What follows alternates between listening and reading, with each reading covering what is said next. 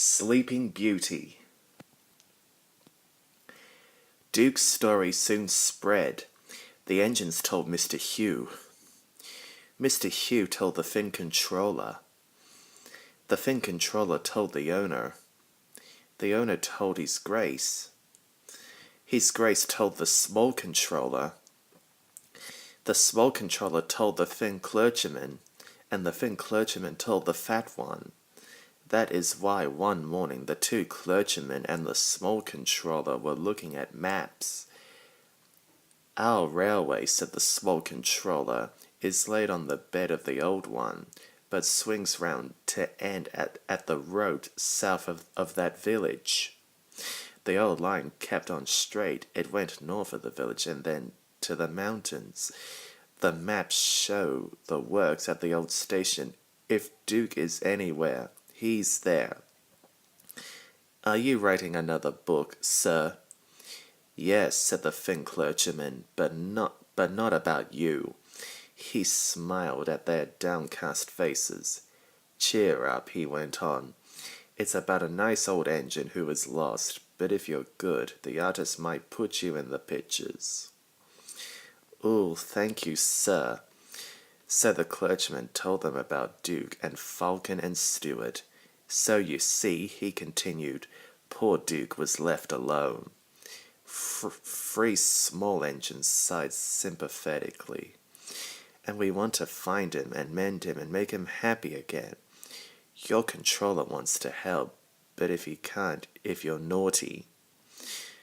Three small engines promised to be as good as gold. The three men spent days and days at the old station. They came up every morning on Bert's train. He always whistled good luck as they walked up the track. But they had nothing in the evening except scratches and torn clothes. They wouldn't give up, though. Duke's there somewhere, they said. The fat clergyman found him in the end, scrambling over a hillock, and he trotted on something which wasn't there, crashed through a hole and landed legs astride on Duke's saddle tank. I'll Sleeping Beauty himself, he shouted. The thin clergyman and the small controller peeped through the hole above. Excuse me, inquired Duke. Are you a vandal? Driver told me vandals break in and smash things. The fat clergyman ruefully felt his bruises.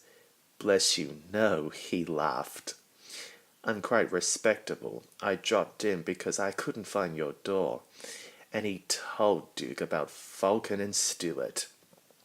So they did remember, said Duke softly. Then does His Grace approve? Yes, he's coming to see me. How kind. And I'm all dirty. That will never do. Please clean me. So they set to work, and by the time the small controller had fetched His Grace, Duke was the cleanest of anyone in the shed. Early next morning, Mike brought workmen and tools. They enlarged the fat clergyman's hole, lifted Duke out, and put him on a low loader to take him away by road. I'd be ashamed, Duke protested, to travel by road. It's undignified. I'm sorry, Duke, said His Grace, but the small railway has no suitable tracks.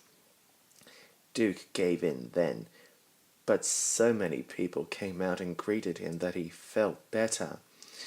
So they still remember me, he thought happily.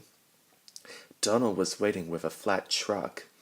Everyone cheered when Duke was lifted onto it, and still more when he started along the big railway on the last stage of his journey to his new home.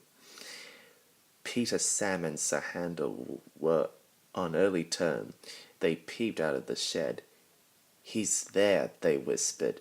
Shh, shh, shh. Duke opened his eyes.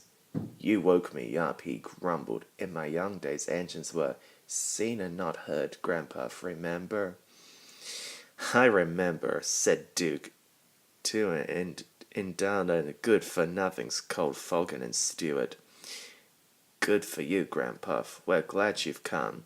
We can keep you in order now. Keep me in order, impermanence, be off.